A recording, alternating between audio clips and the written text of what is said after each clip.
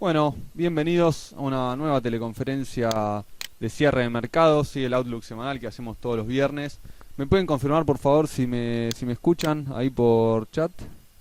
Sí, ahí, perfecto. Bueno, ¿cómo les va entonces? Dijimos nueva teleconferencia. Hoy el mercado subiendo, sí, mercado local.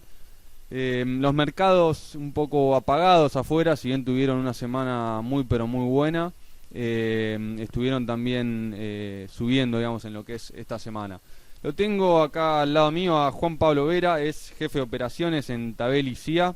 Nos va a estar acompañando acá para charlar un poco también de los mercados. Así que, ¿cómo te va, Juan Pablo? Hola Manuel, ¿cómo andás? Buenas tardes. Bueno, gracias por la invitación.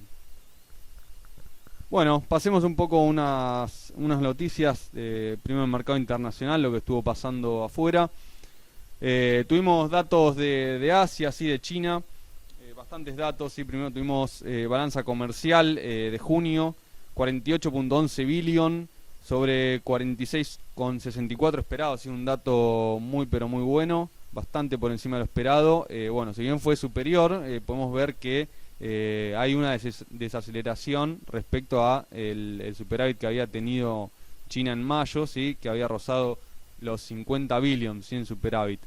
También tuvimos el dato del PBI, sí, de China, un 6,7 en el segundo semestre, sí, contra igual semestre del segundo trimestre, perdón, pero igual trimestre del año pasado, sí, se esperaba un 6,6, así que apenas por encima de lo esperado. Se mantuvo constante respecto al primero de los semestres, sí. Eh, bueno, esto a pesar de que la producción industrial en China creció bastante, creció 6,2, ¿sí?, sobre un 5,7 que tenía esperado, ¿sí? Sin embargo, bueno, las bolsas de China, ¿sí?, el Shanghai Composite en particular, un 10 abajo en la semana, ¿sí? Una semana muy pero muy mala para el mercado chino, que sin embargo el mercado japonés estuvo fuerte arriba, subiendo un 10, ¿sí?, subiendo un 10 casi en lo que fue la semana. Bien. En Reino Unido tuvimos también algunas noticias, ¿sí?, luego de lo que fue el Brexit. Asume Theresa May como primera ministra, ¿sí?, en el Reino Unido por parte del Partido Conservador. Después también tuvimos decisión de tasa de interés, ¿sí?, por parte del Banco Central de Inglaterra. Sorprendió manteniendo la tasa en 0,5, y esto le pegó muy positivo a la libra esterlina, que recuperó casi un 2% en la semana, así luego el fuerte desplome, recordemos, que había tenido los días posteriores a la decisión del Brexit, ¿sí? En el resto de Europa tuvimos datos de inflación, también 0,1% en junio, ¿sí? Sigue igual a lo esperado, digamos, y al mes pasado. Esto pegó, bueno, positivo, en realidad bolsas europeas en general recuperando 4,5 en esta semana, así continúan con la recuperación post-Brexit. Algunas bolsas ya se encuentran incluso por encima de los máximos de los niveles que tenían previo al Brexit, digamos, el jueves anterior a la votación del referéndum en el Reino Unido, ¿sí? En cuanto a commodities, digamos, tuvimos datos de inventarios de crudo, así como todas las semanas, del Departamento de Energía de los Estados Unidos. 2,5 millones de barriles menos que la semana anterior, ¿sí? Y el crudo en una semana muy pero muy volátil terminó ganando 1,23%, ¿sí? Había quebrado los niveles de 46, ¿sí?, que habían sido soporte, y bueno, leve recuperación esta semana. Tuvimos también datos de inflación en Estados Unidos, 0,2%, igual a lo esperado, sin mayores sobresaltos en ese sentido. Y arrancó la temporada de balances, ¿sí?, en el mercado americano, y empezaron los bancos, ¿sí?, bancos importantes, por lo general batiendo expectativas, ¿sí? En el caso de JP Morgan y el Citigroup, ambos batieron expectativas, ganando 1,55 por acción en el caso de JP Morgan y 1,24 por acción en el caso de Citigroup, ¿sí? Wells Fargo también, otro de los bancos grandes de Estados Unidos, cumpliendo también expectativas, ganando 1,01 por acción. Bien, así que los bancos americanos se mantienen aparentemente sólidos por ahora.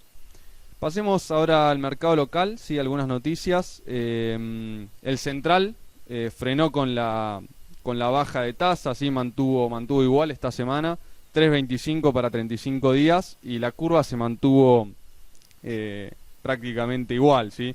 Unos leves movimientos en algunos plazos, vencían 64.139 millones de pesos y generó expansión de base monetaria por 2.511 millones, ¿sí? En otras noticias, bueno, la CNB rechazó ayer la oferta de Unipar Carbocloro, ¿sí? Petroquímica brasileña, que había hecho por Indupa, ¿sí? Recordemos que había estado suspendida un tiempo bastante largo, ¿sí? Así que, digamos, en los próximos días debería estar volviendo a cotizar en el mercado, ¿sí? El dólar salió levemente al alza, ¿sí? 14.93 cerró hoy el mayorista, subió 1,5 en la semana, y el central comprando por 116 millones de dólares, ¿sí? Tuvimos también, bueno, discurso de Macri en la bolsa el día de ayer. Y bueno, habló un poco de la creación del BIMA, ¿sí? El Bolsas y Mercados Argentinos, y habló un poco del blanqueo, ¿sí? Como para terminar de incentivar esta nueva ley ya sancionada por el Congreso. Y ahora sí lo introduzco a mi invitado, ¿sí? Para que empiece a comentar un poco. Vos, Juan, manejás un fondo de renta fija, ¿no? Sí, exactamente. Un fondo renta fija, también un fondo PYME, o sea, es un fondo dedicado básicamente para las compañías de seguros, y un fondo de renta mixta, así que bueno, estamos un poquito tocando en todos los mercados, ¿no? Te estaba escuchando recién, Manuel, un poco las noticias locales, y bueno, primero quería hacer un parate en esta noticia que vos mencionaste de las tasas del Banco Central, en 30 un cuarto manteniéndola. Si bien puede parecer una noticia más bien coyuntural, sobre todo las últimas semanas, yo me tendría un poco básicamente por lo que vos mencionaste, ¿no? Por el parate. Yo creo que no había nadie que el martes a la tarde pensara que el Banco Central no iba a retocar las tasas nuevamente hacia abajo, por lo menos 50 basis. Sorprendió, pero de alguna manera el Banco Central y sobre todo a Sturzenegger le gusta despistar al mercado, no solamente en el mercado cambiario, sino también en el mercado monetario, ¿no? En este caso estamos hablando de las LEVAC, así que las mantuvo en 30 un cuarto. Ahí, a priori, quizás el mercado se preguntó, bueno, ¿por qué o cuál era el motivo tras de esto? Nos enteramos 24 horas después con el dato del IPC, ¿sí? Un dato fuerte, totalmente. 3.1 exactamente. En el statement del día anterior algo había dicho el Banco Central, que veía algunas señales mixtas, y bueno, básicamente el core, que es lo que le gusta al seguir a la autoridad monetaria, marcó unas décimas por arriba. Entonces bueno, ese fue un poquito el motivo del parate. Ahora habrá que ver cuál va a ser su actitud en las próximas licitaciones. Yo calculo que bueno, dato de inflación mensual lo vamos a tener dentro de un mes, así que uno a priori podría esperar por lo menos 1 o 2 semanas más con este nivel de tasas, ¿no? Esto es un poco, me parece, el consenso del mercado, con lo cual aquí nuevamente, y teniendo en cuenta también lo que vos mencionaste recién, Manuel, respecto a la suba del dólar, me parece que empieza un poquito de nuevo esa puja dólar versus tasas, ¿no? Que quizás en 14 pesos, digamos, creo que era, está bien, obviamente con el diario Mañana es fácil, ¿no? Pero era bastante fácil de decidir la ecuación, sobre todo con el dólar a priori bastante barato. Ahora en niveles de 15 quizás habría que empezar a replantear un poco más el escenario, sobre todo porque tengamos en cuenta que se nos viene el blanqueo y en principio, bueno, uno escucha algunos números realmente, más allá que se cumplan o no, quizás habría que esperar un billete que pare un poquito la apreciación, y sobre todo teniendo en cuenta que el Banco Central tiene una gran batalla contra la inflación, ¿no? No, seguro. Recordemos que las tasas vienen bajando casi todas las semanas, salvo alguna que otra en el medio, desde 38, ¿sí? Con lo cual ya llevamos varios puntos, digamos, abajo, ¿no? De tasa. El viernes pasado lo tuvimos a Ariel Sudar, no sé si lo ubicás, ahí también acá Juan Pablo muy activo en Twitter, después si lo quieren seguir les dejo el Twitter. Y él decía que estaba muy, pero muy alcista en peso, digamos, o sea, digamos, en contra de una devaluación, ¿no? Iba a tasa, digamos. En este sentido, vos, te pregunto, ¿vas a tasa o vas a dólar? En ese sentido. Mira, un poco cuando me hacen esa consulta, yo respondo casi siempre lo mismo. No me gustan las posiciones extremas, digamos. No entiendo por qué tiene que ser tasa o dólar, ¿sí? Sobre todo si, bueno, estamos tratando de, o pensemos un portafolio medianamente diversificado y con un monto que nos permita justamente eso. No tiene que ser tasa o dólar, puede ser las dos. Después, si querés, discutimos los porcentajes, eso no hay inconveniente. Pero digo, un poco lo que te mencionaba recién. Yo creo que en niveles de 15 pesos del dólar, quizás estoy más por el lado de la tasa que del dólar. Hoy vi en un diario, digamos, que menciona un poco el consenso del dólar promedio hacia fin de año, ¿no? Un promedio de consultoras, ¿no? Obviamente muchos picos para arriba y para abajo, pero daba un promedio de 16. Si realmente fuera a ser ese el número de fin de año, hoy estamos hablando de un billete de prácticamente 15, el recorrido está muy por debajo de lo que te daría un instrumento, digamos, seguro y sin volatilidad como la LEVAC. Entonces ahí es donde un poquito empieza la compulsa. Hay un rango, en 14 pesos es una cosa, en 16 pesos es otra, claramente. Estamos en el medio, bueno, ok, decidamos en qué porcentaje alocamos cada uno de nuestros recursos. Yo iría más en estos niveles por la LEVAC. Sobre todo la corta, ¿no? Teniendo en cuenta esto que mencionamos recién, que quizás en 30 un cuarto tenemos un parate por un tiempito, ¿no? Bien, bien. Ahí estoy de acuerdo. Sí, me parece que no es sano tampoco ir todo a uno en un portafolio, ir toda tasa o toda dólar. Eh, Así que me parece muy, muy bueno el consejo, como para diversificar un poquito y después siempre uno tiene un view en definitiva, para algún lado uno piensa que van a ir las cosas, pero bueno, uno puede ir realocando, como dijiste vos, y acomodando un poco la cartera, las ponderaciones de cada una de las cosas. Déjame preguntarte, Juan, también, ¿cómo estás viendo todo el tema este de los cupones PBI, ¿no? Son instrumentos tan complejos y más ahora con el tema del cambio del año base y de los recálculos y del collar que está ofreciendo el gobierno. ¿Te gusta el cupón PBI? ¿Comprás o vendés? A ver, Manuel, es una pregunta demasiado compleja para responder en un sí y un no. Déjame hacer una intro. El Warrant, la verdad que es un instrumento que yo seguí durante muchos años. Me gustaba mucho, más allá que tenía un mercado importante, operaba, no sé si vos recordás o los oyentes recuerdan, digamos, operaban muchos millones de pesos y de dólares por día. Era un instrumento muy interesante desde el punto de vista de la ingeniería, de la estructura en sí, ¿no? El nuestro es un mercado bastante sencillo, entonces que de repente un día, después discutimos, digamos, si el canje del 2005, digamos, fue bueno o no, si querés, pero no importa. Un día nos cae un instrumento como esto que realmente a los que les gusta un poquitito los números, y bueno, nos despertó algunas cositas. Yo lo operé durante muchos años, cuando, bueno, público conocimiento, empezamos con los desmanejos en el INDEC, a tergiversar los números, ya no era lo mismo, y sobre todo cuando se hizo el primer cambio de base del 1993 a 2004, ¿sí? Y nos informó el nuevo digamos caso base para el PBI.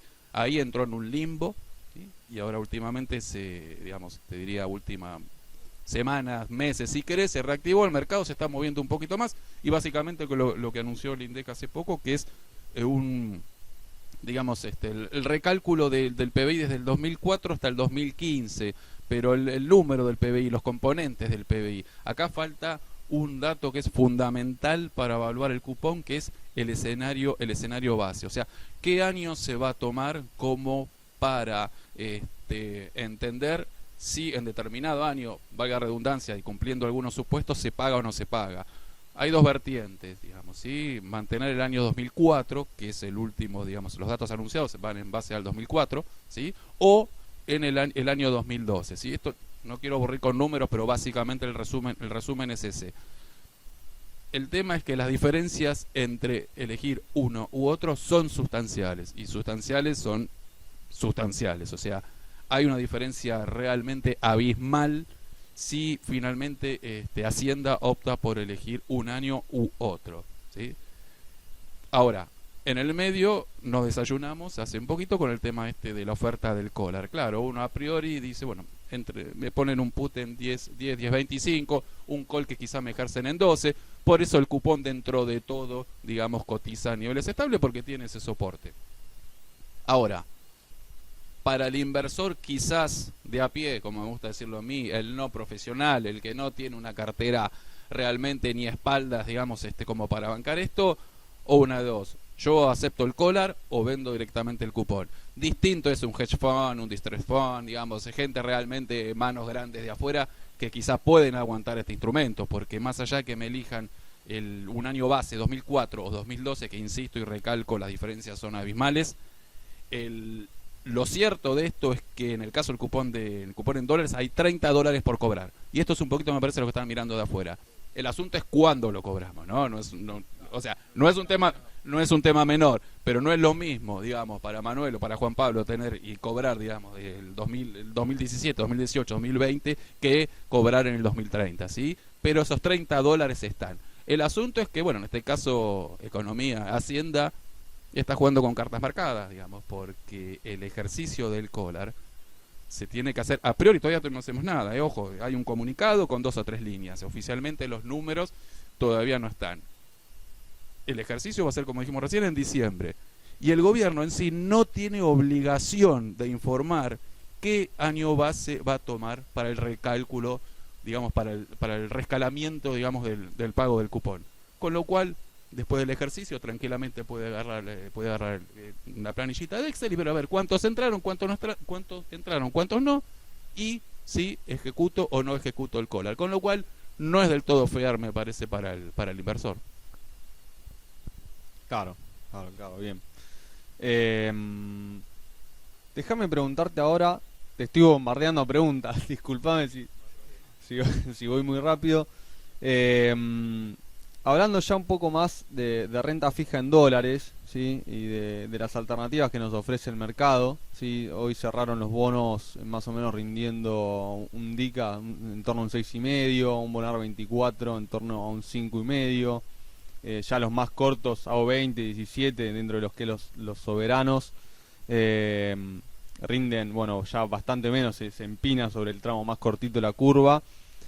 ¿Cómo ves acá? ¿Pensás que va a seguir la compresión de spread en lo que es toda la curva argentina, si no solo soberanos, sino también en subsoberanos o en dólar link? Digamos, ¿por dónde irías en lo que es renta fija en dólares? ¿Dónde te posicionarías? ¿Cuál de estos bonos te gusta?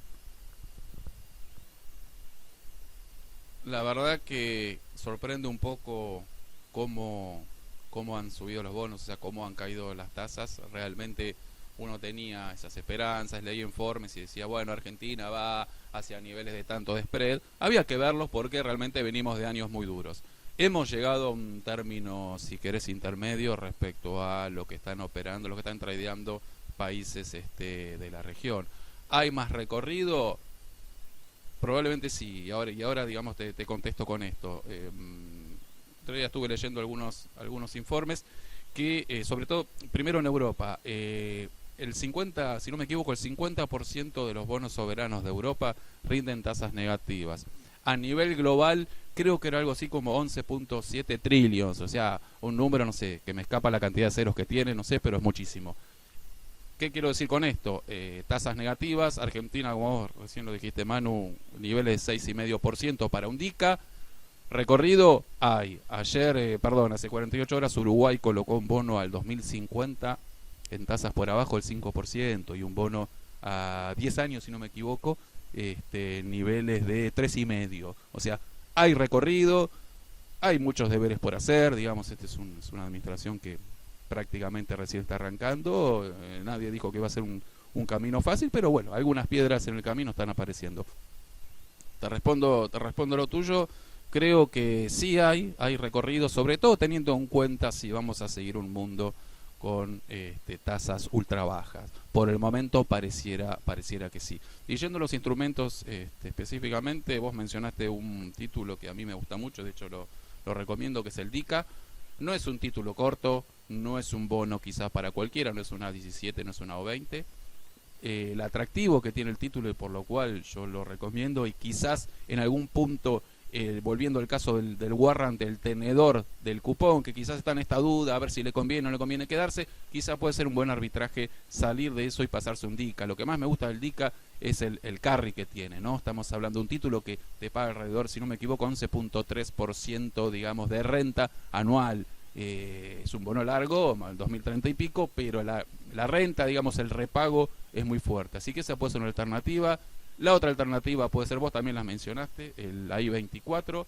Y después quizás lo más corto, ya lo vimos, el A17, el A17, perdón, está en niveles de 3%. Los dólar link cortos ya me parece que también tienen un recorrido, obviamente teniendo en cuenta este escenario que planteamos de billete, ¿no? De un billete tranquilo y demás, quizás no es el momento ideal. A mí un instrumento quizás es un poco aburrido y es poco marketinero, pero que me gusta y lo he recomendado mucho, son las LETES en dólares.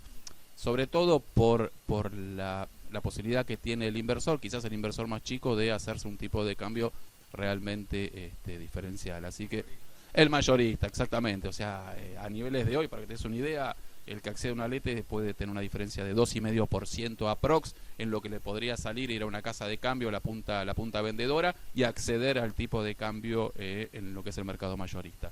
Así que por ahí podría venir un poquito la onda, si se quiere, en la inversión, de inversión en moneda dura, teniendo en cuenta, bueno, estos reparos que mencionamos recién, ¿no? El mercado viene de un rally importante. Bien. Bueno, pasemos a ver un poquito lo que fue la renta variable, si ya hablando un poco de acciones. Tuvimos una semana bastante buena, así para lo que es el Merval, sí, un poco impulsado por APBR, que tuvo días muy pero muy buenos y que pesa más de un 20% en la ponderación de la cartera teórica del Merval. Tuvimos otras acciones también con muy buenos rendimientos. Bueno, San Miguel, las que recién ingresan al Merval, San Miguel, Consultatio, rindiendo muy pero muy bien. Hoy un día bastante tranquilo relativo a lo que fue el transcurso de la semana. Tuvimos también en el panel general subas ridículas, me parecen ya exageradas, ¿sí? Si miramos hoy lo que hizo, por ejemplo, Petrolera del Cono Sur, que subió un 30%, cerró en niveles de 3,50, ¿sí? Una acción que valía hace una semana atrás valía $1.40, digamos. Me parece un poco exagerado los movimientos que mete ahí algunos papeles del panel general. Tuvimos también subas muy fuertes en Agrometal, no, quizás no ahora, pero ya hace algunos días, algunas semanas, que hay algunos papeles que se están despertando. Bueno, Carboclor, vimos algo también en Autopistas del Sol, sí, que subió fuerte la semana pasada.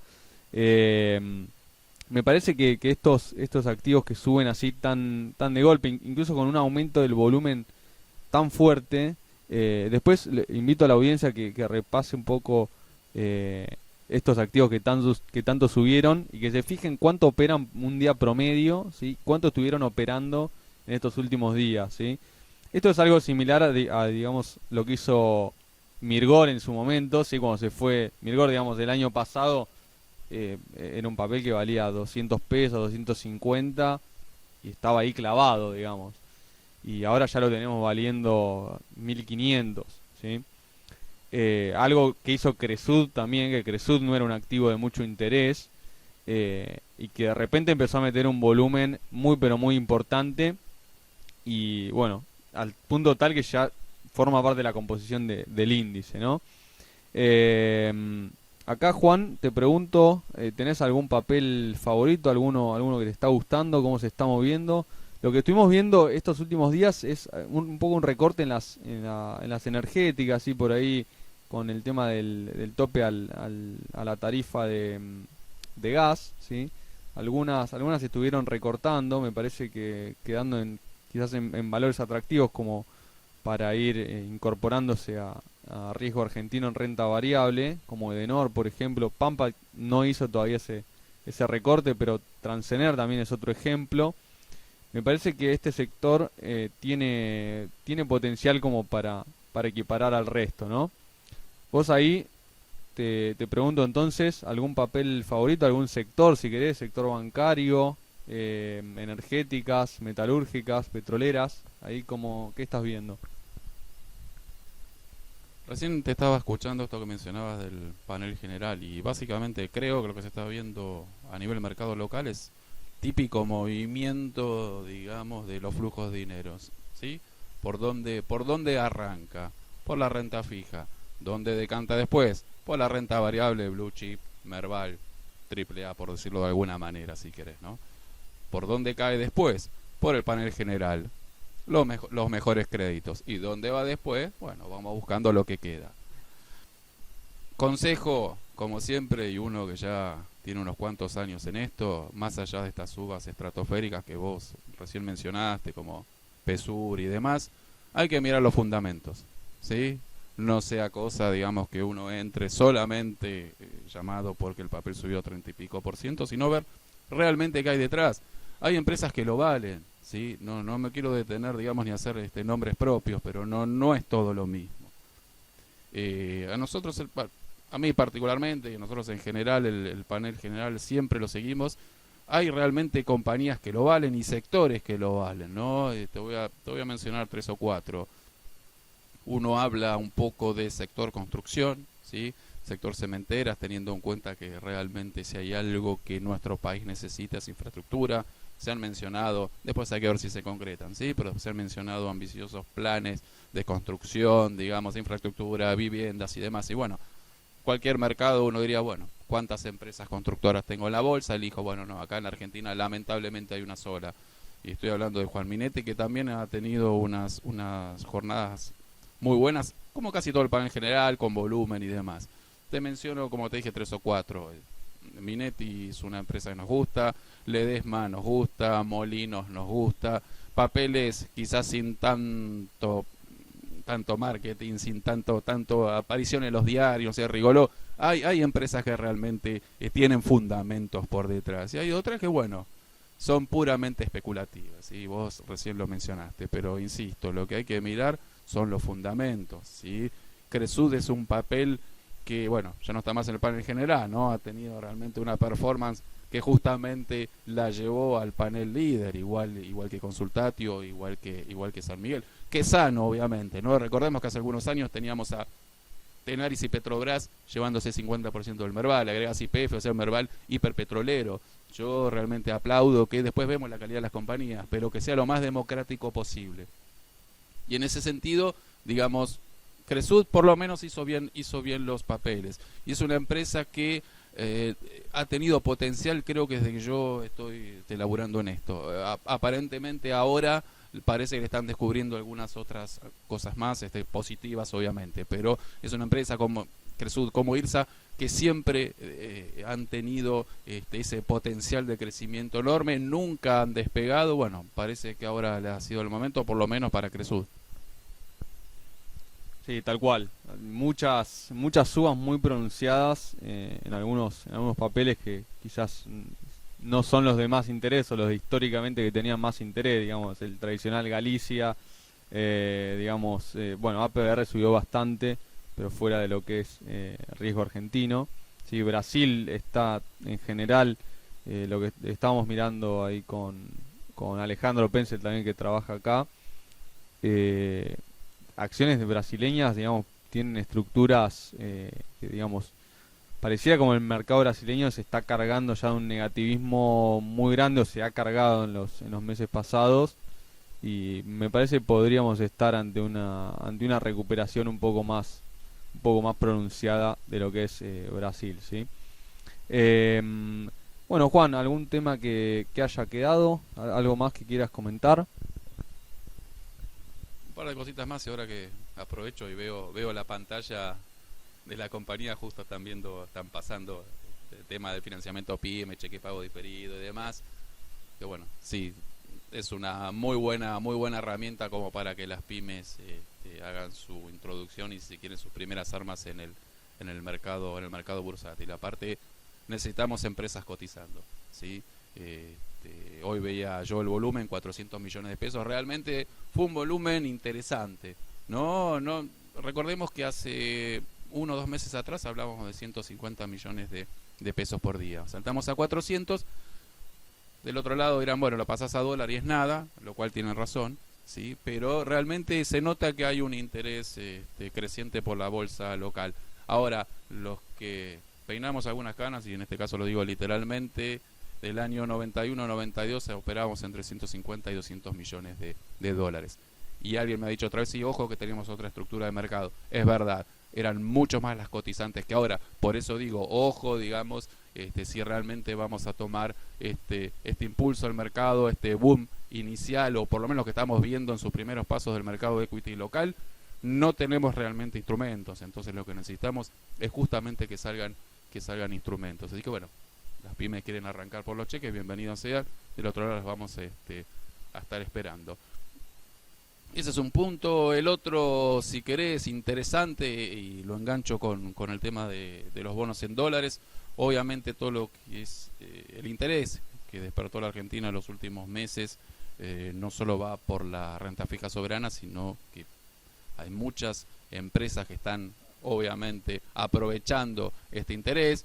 Nuevos mercados, nuevas reglas del juego, en fin, obviamente para las compañías es mucho más fácil financiarse ahora que lo que teníamos el año pasado. Ayer, sin más, 3 compañías, o sea, no una, sino 3 empresas colocaron ONs al mismo día por alrededor de 1.000 millones de pesos, ¿no? Por el otro lado, bueno, será tarea del Banco Central, tendrá que luchar, digamos, contra la apreciación en este caso, pero por el lado que veníamos charlando recién, realmente es positivo, y todas estas empresas que han salido ayer, Banco Galicia, Petrobras y Clisa, si no me equivoco, todas con libros sobre sus criptos, y en niveles de, digamos, de spreads realmente importante. De hecho, en el mercado secundario, tanto Galicia como Petrobras hoy cotizaron 1 o 2 dólares para arriba. Así que bienvenido todo lo que sea, digamos, para hacer más grande e interesante nuestro mercado. Bueno, muy interesante también ese punto de lo que es cheques y ONs, digamos, quizás un mundo que está más en mercado, digamos, no tan en la cotización del día a día, sino por ahí más lo que es licitaciones primarias, y muchas oportunidades seguramente en distintas ONs que están saliendo, más o menos desde la salida del default hasta acá tuvimos varias licitaciones, ¿no?, de ONs, tanto en el mercado local como afuera, ¿no? Bueno, hasta acá llegamos. Entonces te agradezco mucho, Juan, por haber venido, ¿sí? Muy interesante seguirte ahí en Twitter, también siempre con toda la información de mercado. Tu Twitter es arroba Vera con B corta Juan P, todo junto, ¿sí? Así que lo pueden seguir ahí también. Seguimos sumando tuiteros acá a las teleconferencias. Ya va a llegar un punto que me voy a tener que pasar a Facebook, digamos, para seguir buscando invitados, porque sí, ya me lo llevé a casi todos. Te dejo si querés decir algo más final ahí para despedirte. No, bueno, básicamente te agradecerte la invitación, ¿no? Realmente es importante y es interesante todas estas propuestas, ¿no? Sobre todo para acercar al inversor, ¿no? Acercar a la gente que tiene ahí unos ahorros, y nuestro mercado que es tan clásico y tan proclive al plazo fijo, y de ahí no sale. Los últimos meses realmente con el tema de la LEVAC ha habido un cambio, si se quiere, de mentalidad en el inversor, ¿no? Yo creo que no sé si a vos te ha pasado, a mí sí, y seguramente si preguntamos acá, creo que en todas nuestras familias alguien, por lo menos uno, le preguntó por las LEVAC, ¿sí? Entonces eso realmente a mí me pone contento, porque es un punto de entrada al mercado, ¿no? Después, bueno, veremos dónde canalizamos o dónde le realocamos los recursos una vez que la tasa de LEVAC deje de ser interesante. Yo creo que por ahora es interesante, después veremos qué hay. Pero bueno, bienvenido a toda esta nueva camada de inversores, y gracias otra vez, Manuel, por invitarme. Sí, sí, tal cual lo que decías del boom de Levax, sí que trajo la verdad mucha gente al mercado que quizás arrancó por Levax y después se fue pasando de a poquito a algún otro producto, sí, incluso ahora quizás están incorporando acciones seguramente. Ahí me pidieron el Twitter por el chat, es así, ¿no? Vera Juan P, ¿no? Todo junto, arroba Vera Juan P, se los mando ahí en el chat, lo pueden seguir. Los dejo entonces por hoy, hasta la próxima, hasta el próximo viernes. Que tengan muy pero muy buen fin de semana.